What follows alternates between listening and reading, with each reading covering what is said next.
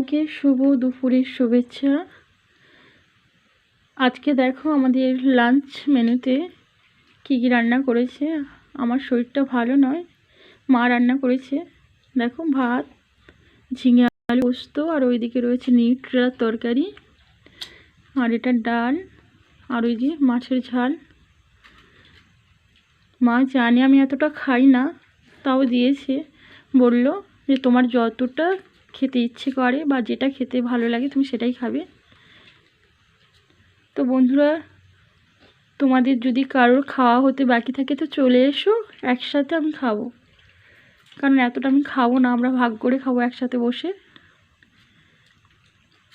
ওইদিকে মাছ রয়েছে, মাছের তেল ঝাল। চলো বন্ধুরা, যদি ভিডিওটা ভালো লেগে থাকে ছোট্ট একটা লাইক। Tata, by.